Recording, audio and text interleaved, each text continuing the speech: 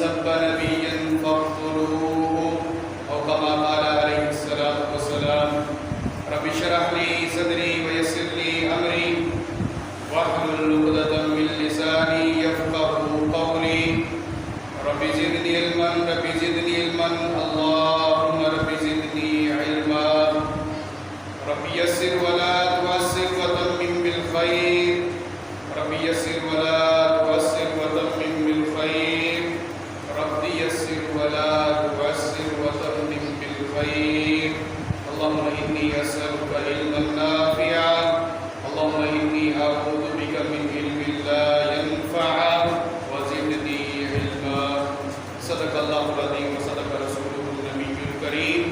ونحن على ذلك لمن الشاهدين والشاكرين والحمد لله رب العالمين.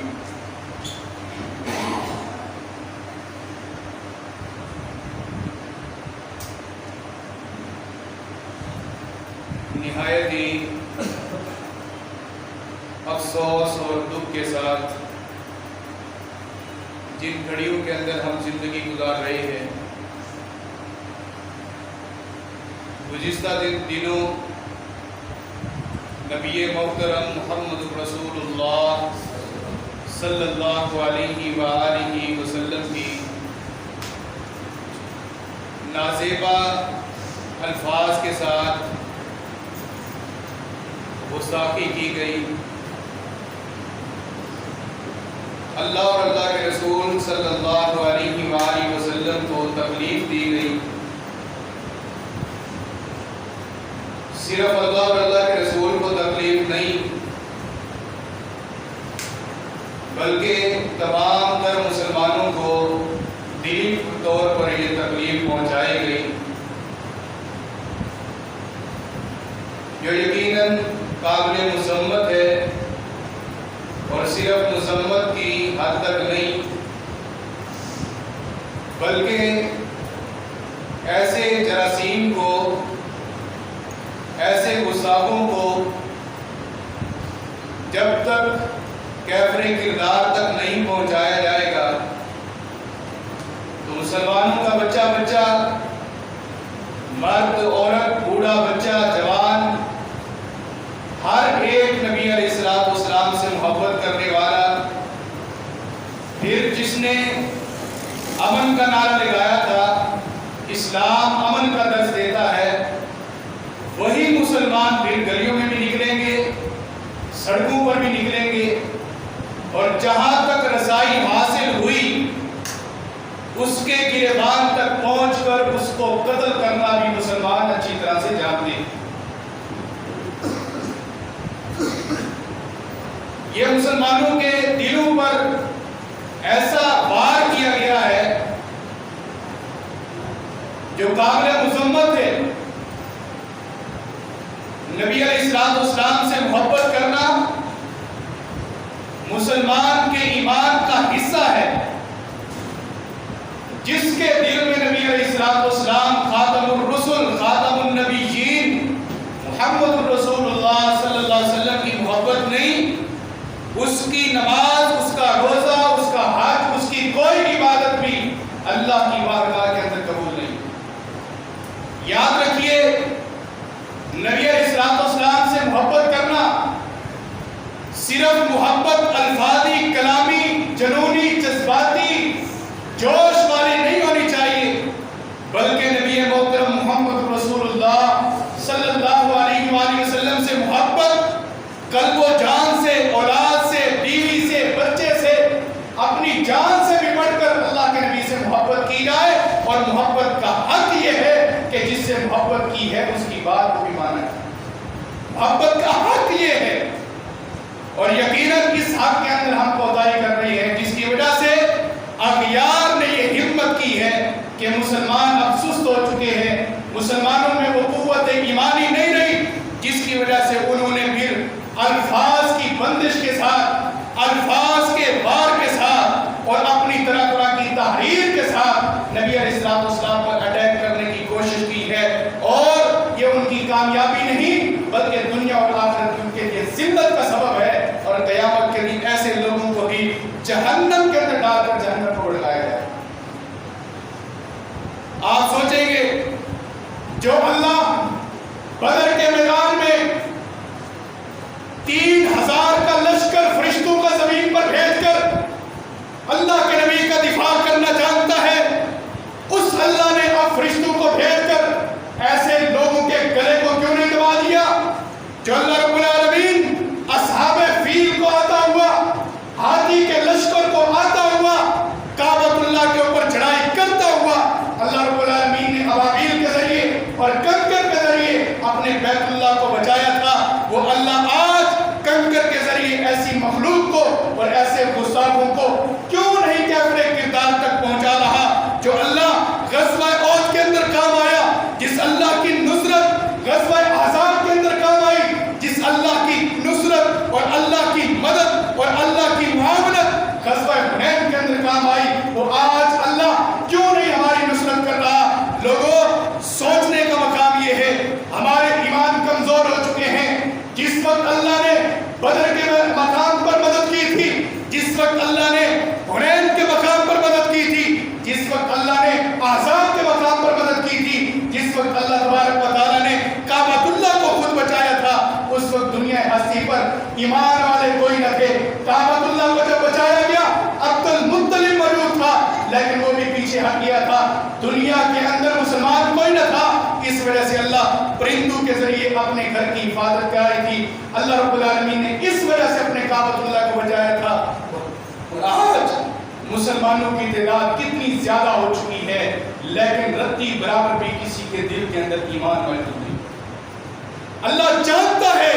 اللہ بچانا بھی جانتا ہے، اللہ کی تدبیریں بھی اولا ہیں، اللہ رب العالمین کے فرشتے بھی موجود ہیں، اللہ رب العالمین آسمان کو ٹکڑے کر کے زمین پر گرانا بھی جانتا ہے، زمین کو کھول کر ان کی قبر بنانا بھی جانتا ہے، ان کی گھروں کی چھتوں کو گرا کر ان کے گھروں کو ہی قبر بنانا بھی جانتا ہے، لیکن اللہ تبارک و تعالیٰ اس وقت ہم مسلمانوں کا امتحان لے رہے ہیں کہ یہ مومن لوگ جو عاشق رسول کا دعویٰ کرتے ہیں، جو فداہ ابی و امی کے نعرے لگاتے ہیں، حرمت رسول پر جان بھی قربان ہے، اس کے بینر لگا کر گلیوں سڑکوں پر آگ لگا کر باہر نکلتے ہیں، ان مسلمانوں کا اللہ تبارک و تعالیٰ امتحان لے رہا ہے، اور اس امتحان کے اندر جو پاس ہو گیا اور جس نے اپنی جان کے نذرانے پیش کر دیے وہ اللہ کی جنت الفردوس کا مہمان بنے گا، اور جس نے اپنے ایمان کی کمزوری دکھائی اور جس نے اپنی زبان کی حرکت نہیں دی، اپنے قلب و اذہان کے اندر اس کو پورا نہیں جانا اور اپنے ہاتھ کے ساتھ جہاد نہیں کیا،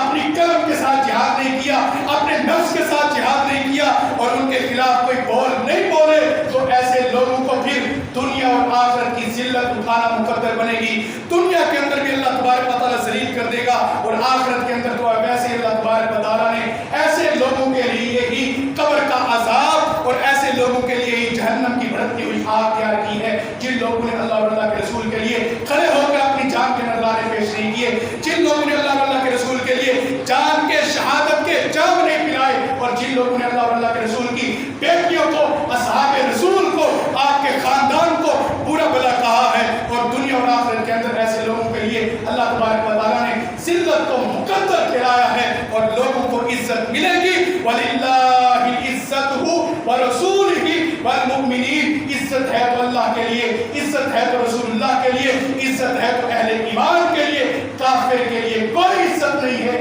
آپ مسلمانوں کا آج امتحان ہو رہا ہے، اللہ تبارک و تعالیٰ ہمارے دلوں کو جاننا چاہتے ہیں، اللہ تبارک و تعالیٰ ہمارے جان کا امتحان لینا چاہتے ہیں، یہ لوگ کتنے پاورفل ہیں اور کتنے کمزور ہیں، میرے رسول کی عزت کے لیے کھڑے ہوتے ہیں یا نہیں ہوتے، میرے رسول کے لیے نکلتے ہیں یا نہیں نکلتے۔ انفروا خفافا وثقالا، اللہ کا قرآن کہتا ہے بوجھل ہو، ہلکے ہو، کمزور ہو، طاقتور ہو، سپر ہو، پاور ہو یا کچھ بھی نہیں ہے، نکلو اللہ کی راہ کے اندر، یہاں تک کہ کفر کا خاتمہ ہو جائے، ان کی ان سے اینٹ بجا کر رکھ دو اور ان کو دنیا کائنات کی ہستی سے مٹا کر رکھ دو، جب تک کہ اللہ کے اسلام کے قلعے، اللہ کے اسلام کے جھنڈے ہر جگہ پر نہیں کاٹ دیے جاتے، ان کے خلاف جہاد کرنا شروع کر دو۔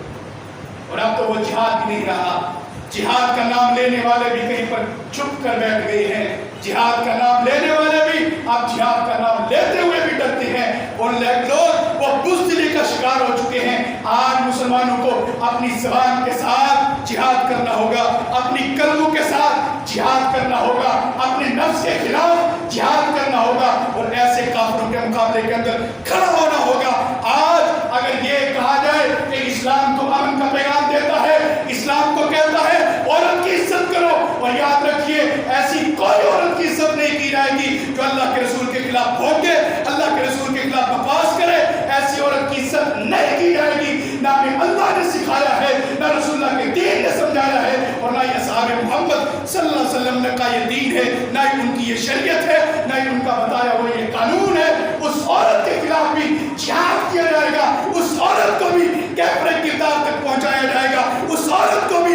پھانسی کے بندے پر لٹکایا جائے گا، اس عورت کو بھی قتل کیا جائے گا جس عورت نے میرے نبی کی عزت کے اوپر ہاتھ اٹھائے ہیں، میرے نبی کی عزت کے اوپر داغ ڈالنے کی کوشش کی ہے۔ میرے نبی تو چاند ہے جو چاند پر تھوکتا ہے، تھوک اس کے منہ پر بھی آتا ہے۔ یہ نبی علیہ السلام کے خلاف جتنی ہرزہ رسائی کر لیں، جتنی بکواس باتیاں کر لیں، اللہ کی قسم ہے ایک دن اللہ کی لاٹھی بے آواز ہے، ایک نہ ایک دن ایسا آئے گا انہیں کی نسلوں میں سے کھڑے ہونے والے، انہیں کے بدن سے پیدا ہونے والے، انہیں کی چھاتیوں کا دودھ پینے والے، ایک دن آئے گا وہی کھڑے ہوں گے اور ان کے سینوں کے اوپر وار کر کے ان کو قبر کی اندھیری کوٹھیوں کے اندر اتارے۔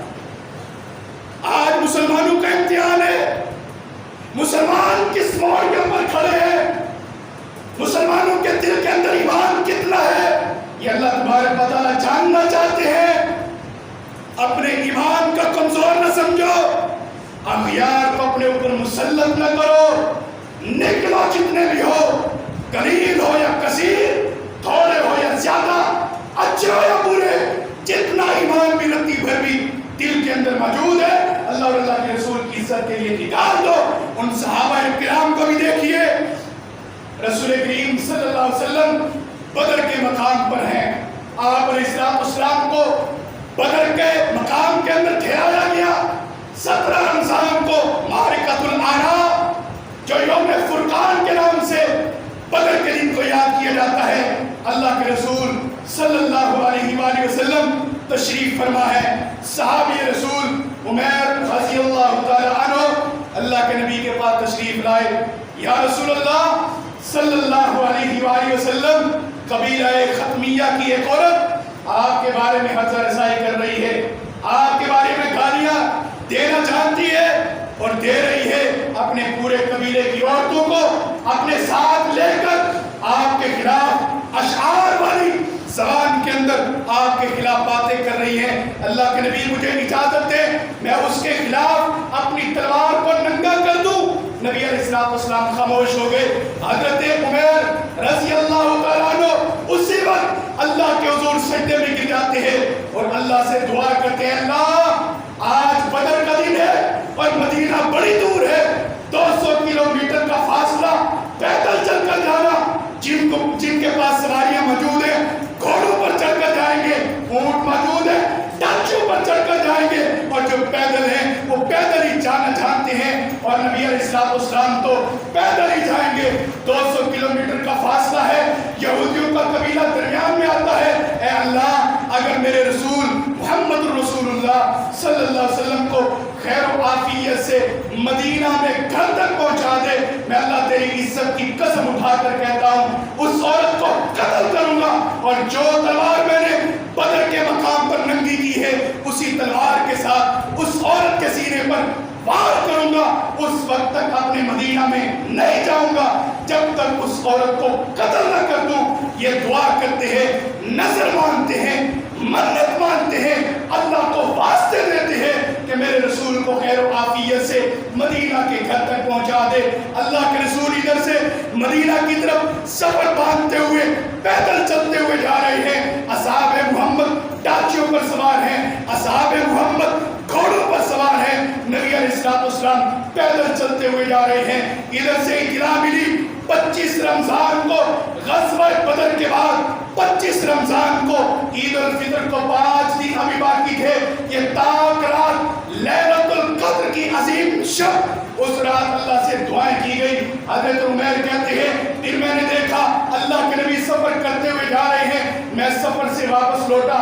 میں نے قبیلہ ختمیہ کی طرف جانے کا ارادہ کیا، اپنی تلوار کو ننگا کیا۔ اسی رات جب رمضان مبارک کی 25ویں شب تھی، اللہ کے حضور صحابہ کرام دعائیں کر رہے تھے، میں تلوار کو ننگا کرتے ہوئے نکلا اور اس کے گھر تک پہنچا۔ میں نے دیکھا کہ وہ عورت سوئی ہوئی ہے۔ میں نے اس کو پہلے پہچانا، کیا یہ وہی عورت ہے یا اس کے خلاف کوئی اور عورت تو نہیں؟ میں نے اس کو پہچاننے کے بعد اپنی تلوار کو نکالا، تلوار کو ننگا کرنے کے بعد اس کو سیدھا کیا اور اس کے پیٹ کے اوپر خنجر اور تلوار کا وار کر دیا۔ چیختی رہی، چلاتی رہی، لیکن میرے دل کے اندر کوئی رحم نہ آیا۔ دوسری روایت کے اندر جو ابن تیمیہ رحمہ اللہ نے الصارم المسلوم علی شاتم الرسول اپنی کتاب کے اندر لکھا ہے کہ وہ عورت اپنے بچے کو دودھ پلا رہی تھی، بچے کے ساتھ اپنی مادری محبت بھی کر رہی تھی، سینے کے ساتھ بھی لگایا ہوا تھا، لیکن حضرت عمیر کہتے ہیں ایک طرف بچے کا رحم میرے دل میں بیٹھا، لیکن میں نے پھر سوچا عمیر بچوں کی بھی محبت ختم ہے، کائنات کی محبت بھی ختم ہے، اس عورت کی محبت بھی ختم ہے، اللہ اور اللہ کے رسول کے سامنے کوئی محبت کا معیار نہیں ہے۔ میں نے پھر اپنی تلوار کو نکالا، بچے کو ہٹا کر دور چارپائی کے اوپر لٹا دیا، بچہ بھی ملاتا رہا، سسکیاں بھرتا رہا، روتا رہا، میرے دل میں رحم نہ آیا، صرف اللہ کے رسول کی خاطر میں نے تلوار کو نکالا، اس کے سینے پر وار کیا، چیختی رہی، چلاتی رہی، حتیٰ کہ اس کے جسم سے دوسری طرف سے تلوار نہیں نکل گئی۔ میں نے اس کو نہیں چھوڑا حتیٰ کہ آخری سانسیں بھرتی ہوئی وہ وہیں پر واصلِ جہنم ہو گئی۔ میں واپس آیا، اللہ کے نبی نے مجھے دیکھا، میں نے کہا کہ اللہ کے نبی کیا وجہ ہے؟ مجھے لگتا ہے کہ آپ مجھ سے ناراض نظر آ رہے ہیں۔ اللہ کے نبی نے فرمایا نہیں عمیر، مجھے یوں لگتا ہے کہ ہم نے فجر کی نماز ابھی پڑھی ہے، جبرائیل نے آ کر مجھے بتایا کہ حضرت عمیر رضی اللہ تعالیٰ عنہ نے اس عورت کا خاتمہ کر دیا ہے، اس کو واصلِ جہنم کر دیا ہے۔ کیا عمیر ایسا ہی ہوا؟ کہنے لگے اللہ کے نبی ایسا ہی ہوا، ابھی بھی تلوار کے اوپر اس پلید عورت کا، اس منحوس عورت کا خون میری تلوار کے اوپر موجود ہے۔ نبی علیہ السلام نے فرمایا اچھا کیا عمیر، اچھا کیا عمیر۔ حضرت عمیر رضی اللہ تعالیٰ عنہ کہتے ہیں پھر میرے دل کے اندر جو محبت کے جذبات کھڑے ہوئے کہ اللہ کے نبی نے مجھے دعوت دی، اللہ کے نبی علیہ السلام نے مجھے بہتر فرمایا اور نبی علیہ السلام نے میرے حق میں دعائیں کی۔ میں پھر وہیں سے نکلا، فجر کی نماز میں نے مدینہ میں ادا کی، وہاں پر ادا کرنے کے بعد میں گزر رہا تھا، قبیلہ ختمیہ کے نوجوان اور بوڑھے ایک قبر کی کھدائی کر رہے تھے۔ میں نے دیکھا کہ قبیلہ ختمیہ کے نوجوان، دو نوجوان کھڑے ہوئے ہیں، انہوں نے مجھے آتا ہوا دیکھا، کہا کہ عمیر ہمیں یوں لگتا ہے رات تو ہمارے قبیلے میں داخل ہوا تھا اور تو نے ہماری ماں کا قتل کیا ہے، ہم جانتے ہیں تلوار تیری تھی اور تو نے میری ماں کا قتل کیا ہے۔ حضرت عمیر نے تلوار میان سے نکالی، کہا کہ قبیلہ ختمیہ کے نوجوانوں سن لو، میں نے رات کے اندھیرے میں قتل تو کیا تھا لیکن کوئی نوجوان موجود نہ تھا، میرا اللہ دیکھ رہا تھا، آؤ عمیر حاضر ہے، میں نے تمہاری والدہ کا قتل کیا ہے، میں نے اس منحوس عورت کو واصلِ جہنم کیا ہے، کر لو جو کرنا جانتے ہو، اگر سولی پر چڑھاؤ تو عمیر کی جان حاضر ہے، اگر قتل کر دو عمیر کی جان حاضر ہے، یہاں پر تیر اور نیزے کی بارشیں برسا دو عمیر کی جان حاضر ہے۔ قبیلہ ختمیہ کے لوگ کہنے لگے حاضر ہو جا، ہم پورا لشکر لے کر تیرے گھر کو برباد کریں گے، تیری انجات کو برباد کریں گے، تیرے بچوں کو برباد کریں گے، تیری بیوی کو ہلاک کریں گے۔ حضرت عمیر کے الفاظ سے کہا کہ لوگوں سن لو، اگر اس عورت نے، قبیلہ ختمیہ کی عورت نے جو الفاظ اللہ کے نبی کے بارے میں کہے تھے، اگر تم میں سے ابھی بھی قبر کھودتے ہوئے وہی الفاظ اگر کسی نے زبان سے نکالے تو اسی کا بھی انجام وہی ہوگا جس طرح کہ تمہاری اس عورت کا ہوگا۔ یہ جذبہ، یہ جنون محبت رسول کا آج ہمارے اندر یہ جذبات ہے، آج ہمارے اندر یہ محبت ہے۔ ہمارا ایمان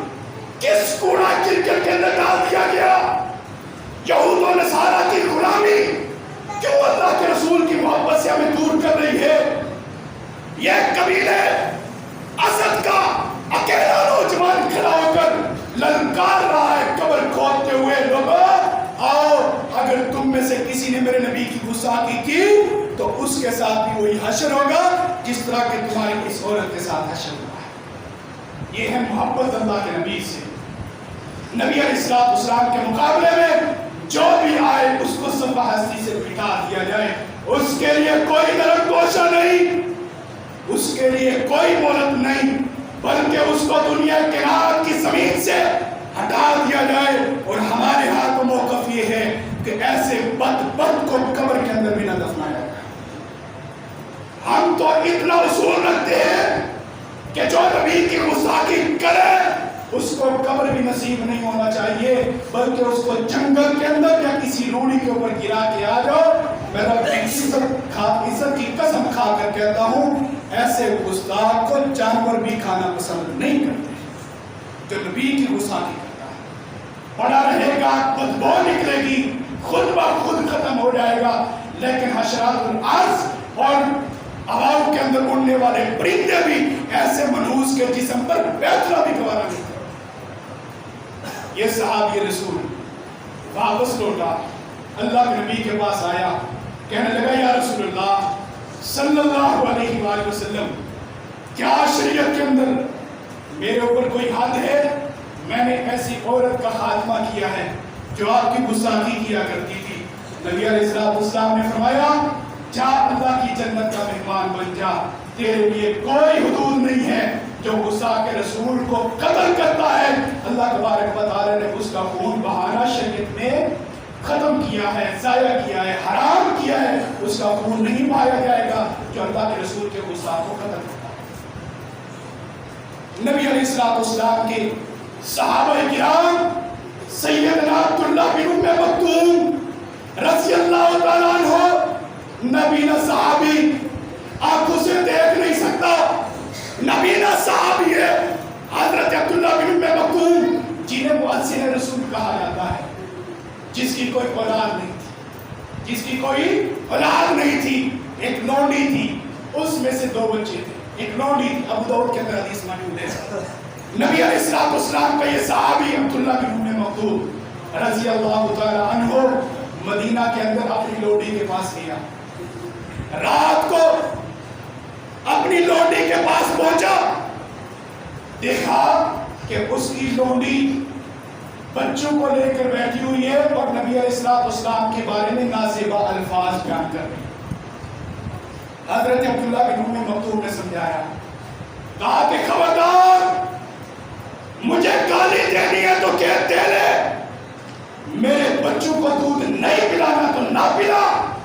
میرے گھر کے اندر جو فساد کرنا ہے کر لے، لیکن نبی محترم کی ذات پر کوئی بات نہ کر۔ میں تمہیں خبردار کر رہا ہوں، پہلی مرتبہ سمجھایا، پھر تھوڑا سا وقت گزرا، رات کا اندھیرا سناٹے میں تبدیل ہوا، اس عورت نے پھر باتیں کرنا شروع کر دی۔ حضرت عبداللہ بن ام مکتوم کہتے ہیں میں نبینا تھا، آنکھوں سے دیکھ نہیں سکتا تھا، میں نے اسے پھر سمجھایا پاس آ جاؤ، نبی کے بارے میں دوبارہ ایسی بات نہ کرنا، خاموش ہو گئی۔ پھر کچھ وقت گزرا، وہ وقت قریب آیا جس میں اللہ تبارک و تعالیٰ آسمان دنیا پر تشریف لاتے ہیں، جس پر مخلوق کھڑی ہو کر اللہ کے سامنے سربسجود ہوتی ہے، اللہ سے معافیاں مانگتی ہے۔ وہ وقت قریب ہوا، میری لونڈی اٹھی، بچوں کو دودھ پلایا، اور اسی وقت اس نے نبی محترم صلی اللہ علیہ وسلم کے بارے میں بات کرنا شروع کر دی۔ میں اٹھا، میں پانی پینے کے بہانے گیا، میں نے خنجر اٹھایا، خنجر اٹھا کر جب وہ لیٹی ہوئی تھی اپنے جسم کے ذریعے اپنا سارا وزن، اپنا سارا بوجھ خنجر کے ذریعے اس کے جسم کے اوپر رکھا، پیٹ کے اوپر رکھا، اور وہ بلبلاتی رہی، روتی رہی، عبداللہ چھوڑ دے، عبداللہ چھوڑ دے، معافی چاہتی ہوں، دوبارہ ایسا نہیں کروں گی، حتیٰ کہ اس کی جان نکل گئی۔ عبداللہ بن ام مکتوم کہتے ہیں جب میں نے اس کو قتل کیا تھا تو اسی وقت اس نے میرے تیسرے بچے کو جنم دیا، اسی وقت میں نے دیکھا میرا تیسرا بیٹا اس کے بدن سے دنیا میں آیا تھا، لیکن میرے دل میں یہ بھی رحم نہیں آیا، اس وجہ سے کہ اس نے اللہ کے نبی پر بہتان بازیاں کی، اس وجہ سے کہ میرے نبی کی ذات پر اس نے جھوٹے الفاظ کہے، میرے نبی کی گستاخی کی ہے، میں نے اسے قتل کر کے رکھ دیا۔ 2 بچے تھے جڑوا، دودھ پی رہے تھے، وہ بھی رحم نہیں آیا. تیسرے بچے کو بھی جنم دیا تھا، وہ بھی رحم نہیں آیا. کیوں؟ اللہ اور اللہ کے رسول کی محبت کے بعد دنیا کی ساری محبتیں ختم. دنیا کی محبت کی کوئی حیثیت نہیں میرے نبی علیہ السلام کی محبت کے بعد. یہ صحابہ کرام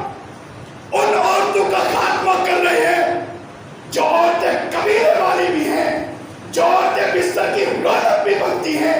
جن عورتوں سے فائدہ بھی اٹھایا جاتا ہے. لیکن جب اللہ کے رسول کی عزت کی باری آتی ہے، یہ سارے دنیا کی لذتیں ختم کر دی جاتی ہے. نبی علیہ السلام کی عزت کے اوپر حرف نہیں آنے دیا. سیدنا عمر رضی اللہ تعالیٰ عنہ کا خلیفہ خلافت کا دور ہے. حضرت عمر کو پتا چلا کہ ایک عورت جو یہودیہ ہے اس نے نبی علیہ السلام کے بارے میں بات کی ہے. حضرت عمر نے حکم دیا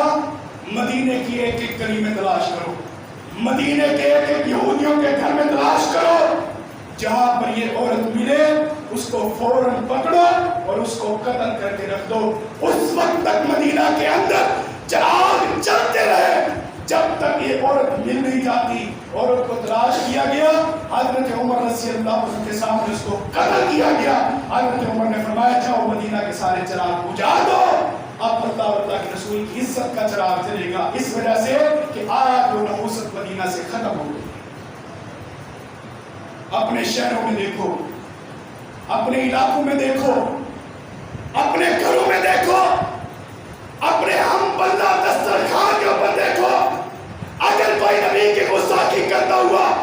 آپ کے دسترخوان پر بیٹھا ہوا ہے، رب کعبہ کی قسم ہے آپ کے پیٹ میں لقمہ جانا آپ کے لیے حرام کر دیا گیا ہے جب تک اس کا خون نہ بہا گیا. آپ اپنی بچیوں کے رشتے ان کے گھروں میں دیتے ہو جنہوں نے اللہ اور اللہ کے رسول کی گستاخیاں کی ہیں. آپ کی بچیاں ان کے جسم پر حرام ہے جنہوں نے اللہ اور اللہ کے رسول کو تکلیف دی ہے. اس وقت تک آپ چین کی نیند نہ سوئیں جب تک کہ اپنی بچیوں کو حکم دیں کہ ایسے منحوس خامد سے کھلا دے کر اپنے ماں باپ کے گھر میں آ کر بیٹھیں. یاد رکھیے یہ بات بھی تھوڑی سی اب سخت محسوس ہوگی. ہم نے کہا ہندو عورت نے گستاخی کی، بات کو مان لیا گیا. ہم نے کہا منحوس عورت نے گستاخی کی، بات کو مان لیا گیا. لیکن کیا آپ کو یاد ہے اس عورت نے یہ ہمت کیوں کی ہے؟ اس عورت کے اندر یہ جذبہ کیوں پیدا ہوا کہ میں ان کے نبی محمد صلی اللہ علیہ وسلم کی گستاخی کروں؟ اور ہمیں پتا ہے کہ ان میں سے کوئی مسلمان بھی کھڑا نہیں ہوگا. ہمت کیوں پیدا ہوئی؟ ہمت کیوں پیدا ہوئی؟ سن لو، اگر کوئی غیر آیا ہے تو وہ بھی سن لے، اگر کوئی اپنا ہے تو وہ بھی سن لے. جاؤ فتاوی عالمگیری اٹھا کر دیکھ لو جس کے اندر فقہ کا یہ قانون موجود ہے کہ اگر نبی کی گستاخی کوئی عورت کرے تو اس کے اوپر حد کو نافذ نہیں کیا جائے گا بلکہ اس کو معاف کر دیا جائے گا. کون ایسی فقہ کے اوپر لعنت؟ حضرات اس عورت کو جسارت کیوں ہوئی؟ کیونکہ اس نے فتاوی عالمگیری کے اورات کو بھی پڑھا تھا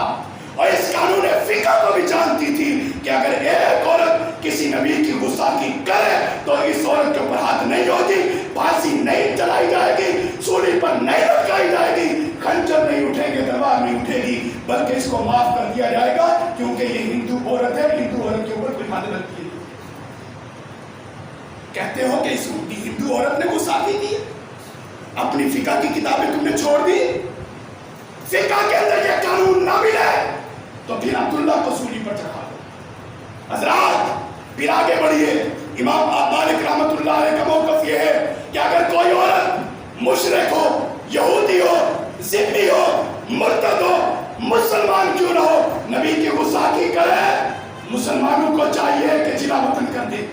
اپنے وطن سے باہر نکال دے. مسلمانوں کو چاہیے کہ اس کے اوپر فوراً حد نافذ کرے.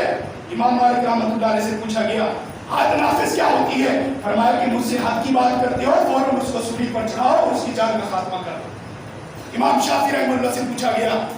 ایسی عورت کے بارے میں آپ کا کیا فتویٰ ہے کہ جو عورت نبی محترم صلی اللہ علیہ وسلم کو برا بھلا کہتی ہے، حادثہ رسائی کرتی ہے، گالیاں بکتی ہے، ایسی عورت کے بارے میں آپ کا کیا موقف ہے؟ امام شافعی رحمہ اللہ فرماتے ہیں جو دارالہجرہ کے امام مالک رحمہ اللہ نے بات کی ہے میں بھی وہی بات کروں گا جو حضرت امام مالک رحمہ اللہ نے بات کی ہے. اس عورت کو پھانسی کے پھندے پر چڑھایا جائے اور اس عورت کو قتل کر دیا جائے. اس کو معافی کی بھی مہلت نہ دی جائے. اس کو معافی کی بھی مہلت نہ دی جائے. یہ دوسرے امام کہہ رہی ہے. تیسرے امام حضرت احمد بن حنبل رحمہ اللہ تعالیٰ کے بیٹے عبداللہ بن احمد بن حنبل رحمہ اللہ کہتے ہیں میں نے اپنے والد امام احمد بن حنبل رحمہ اللہ سے سنا کہ میرے والد کہہ رہے تھے جس عورت نے ذمہ ہو یہودی ہو کافر ہو مجوسی ہو اہل کتاب ہو اور حتیٰ کہ کوئی اہل اسلام بھی خاتون کیوں نہ ہو اگر نبی کے بارے میں حرزہ رسائی کرے وہی کام کرو جو حضرت عمر رضی اللہ عنہ نے یہودی عورت کے ساتھ کیا جس کا واقعہ میں نے ابھی بیان کیا. 3 امام ہو گئے. مجھے رب کی کبریائی کی قسم ہے یہ ہاتھ میں میرے قرآن ہے یہ ہاتھ میں میرے قرآن ہے اللہ کی قسم فرقہ واریت پر لعنت بھیجتے ہیں فرقہ واریت کو اچھا نہیں سمجھتے لیکن رب کی عزت کی قسم ہے کوئی فقہ کی کتاب سے اپنے امام کا یہ قول پیش کرے کہ امام صاحب نے یہ فرمایا ہو کہ جو عورت نبی کی گستاخی کرے ذمی ہو یہودی ہو عیسائی ہو کوئی بھی ہو حتیٰ کہ مومنہ کیوں نہ ہو اگر نبی کی گستاخی کرے تو اسے قتل کر دیا جائے. جو مجھ سے انعام مانگو گے میں رب کا قرآن ہاتھ میں لے کر کہتا ہوں ہم اپنی جان بھی دینے کے لیے حاضر ہیں لیکن تم اپنی فقہ کی کتاب سے یہ مسئلہ نہیں ثابت کر سکتے کہ امام صاحب نے یہ فرمایا ہو کہ جو عورت نبی کی گستاخی کرے اس کو قتل کر دیا جائے. بلکہ میں دکھاتا ہوں یہاں تک لکھا ہوا ہے یہاں تک بھی ہمت کی ہے فقہ نے کہ اگر کوئی نبی کی گستاخی کرے تو اسے 3 مرتبہ کہا جائے تیرے لیے مہلت ہے معافی مانگ لے. آگے یہ الفاظ بھی نہیں ہے کہ اگر تم معافی نہیں مانگے گی پھر بھی تمہیں قتل کر دیا جائے. یہ الفاظ تک موجود نہیں ہے. ہمیں کہتے ہو کہ نبی کے گستاخ ہم پر چڑھائی کرتے ہو کہ نبی کے گستاخ ہیں. اپنے آباء و اجداد کی کتابیں تم نے کیوں نہیں پڑھی اپنی فقہ کا مطالعہ تم نے کیوں نہیں کیا. آج ہندو کو ہمت ہوئی ہے تو یہ فقہ کے علماء اس چیز کے ذمہ دار ہے اور یہ علماء اس چیز کے ذمہ دار ہے کہ نبی کی عزت کے اوپر اگر چور دروازے کھولے ہیں تو فقہ نے کھولے. یہ بات فقہ واریت کی نہیں یہ بات مسلک کی نہیں ہمارا خون کھولتا ہے کہ نبی کی عزت کے لیے تم نے آج ہاتھوں میں جھنڈے اٹھائے ہوئے ہیں آج کے رسول کے نعرے لگائے ہوئے ہیں فداء ابی و امی کے نعرے لگائے ہیں حرمت رسول پر جان بھی قربان ہے اور تمہاری کتابوں میں یہاں تک لکھا ہوا کس منہ سے کہتے ہو کہ نبی سے ہم نے عزت کی دفاع کیا کس منہ سے کہتے ہو کہ ہم نے نبی علیہ السلام کے آخری قطرہ تک بات کیا. یاد رکھیے جہاں تک سیاستدانوں کا معاملہ ہے سیاستدان صرف کرسی کی عزت کو جانتا ہے بس کرسی کی عزت کے سامنے نہ اللہ کی عزت اسے قبول ہے نہ اللہ کے رسول کی عزت اسے گوارا ہے اور نہ یہ اصحاب محمد کی عزت انہیں گوارا ہے. انہیں چاہیے تو بس اپنی کرسی چاہیے چاہے وہ امریکہ دے دے چاہے وہ بش دے دے چاہے وہ ہندو دے دے ان کے سامنے سارے گھٹنے ٹیک کر لیٹے ہوئے ہیں کہ ان کے باپ دادا یہی ہے انہوں سے انہوں نے پرورش پائی ہے. سیاستدانوں سے امید نہ رکھو کہ یہ اسلام کو نافذ کریں گے اور خدا اپنے لیڈرز کی محبت سے بڑھ کر کوئی عمران خان کی محبت میں گرفتار ہے تو وہ بھی سن لے کوئی نواز شریف کا چہرہ ہے تو وہ بھی سن لے. ان سب لیڈروں کی محبت سے زیادہ محبت ہے تو صرف اللہ اور اللہ کے رسول کی محبت ہے. ان کے سامنے اللہ اور اللہ کے رسول کی محبت ہے یہ کوئی حیثیت نہیں رکھتے ہیں. آج بھی ہمارا یہی موقف ہے کل بھی ہمارا یہی موقف ہے اور قیامت کی دیواروں تک یہی رہے گا. گستاخ رسول کی ایک ہی سزا سارے بولے جس کے دل میں ایمان ہے گستاخ رسول کی ایک ہی سزا سرطن سے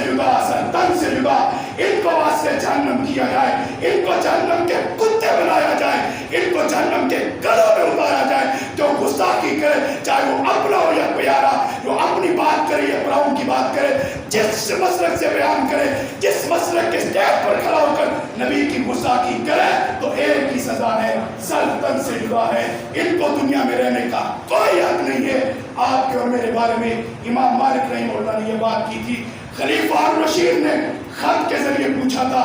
امام صاحب یہ بتائیے کہ جس کے سامنے نبی کی گستاخی کی جائے پھر کیا کرنا چاہیے. امام مالک رحمہ اللہ نے فرمایا نبی کی گستاخی مسلمانوں کے سامنے کہا جی ہاں مسلمانوں کے سامنے نبی کی گستاخی ہوئی ہے، کیا کرنا چاہیے؟ امام مالک رحمہ اللہ نے فرمایا ایسی قوم کو ڈوب کے مر جانا چاہیے جن کے زندہ ہوتے ہوئے ان کے نبی کی گستاخی کی جائے۔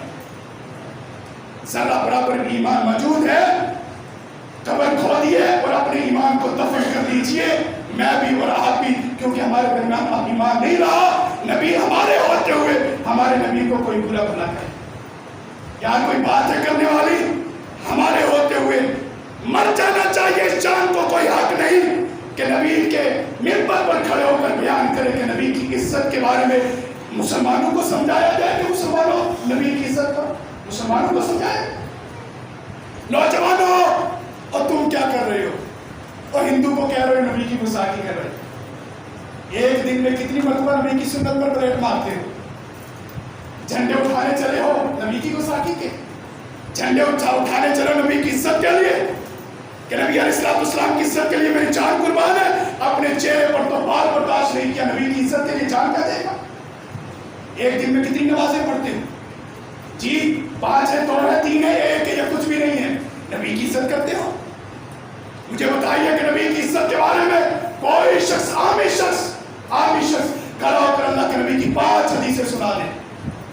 مجمع چوپ بیٹھا رہے گا، کسی کے منہ سے حدیث رسول نہیں نکلے گا۔ نبی سے بات کر، نبی کی عزت کی بات کرتے ہو؟ سود کے ساتھ زندگی گزار رہے ہو، اپنا کاروبار بزنس کر رہے ہو سود کے ساتھ۔ سود کیا؟ اللہ اور اللہ کے رسول کے ساتھ جنگ کرنا ہے۔ نبی سے جنگ کر کے نبی کی عزت کا جھنڈا اٹھا کے شہروں میں نکل رہے ہو کہ میں نبی کی عزت کا دفاع کرنے چلا ہوں۔ سود خور کو کوئی حق حاصل نہیں کہ نبی کی عزت کے اوپر بات کرے، اسے پہلے چاہیے کہ اپنی سود کا خاتمہ کرے۔ جو گاڑیاں بینکوں سے نکالتی ہیں سود کے اوپر وہ بھی بیچ کر آئے، پھر پتا چلے گا کہ کتنی محبت رسول کرتا ہے۔ جھوٹے دعوے تمہارے، نبی کے ساتھ مکر کرتے ہو، اللہ کے ساتھ فریب کرتے ہو۔ جو شخص اللہ اور اللہ کے رسول کی بات کو نہیں مانتا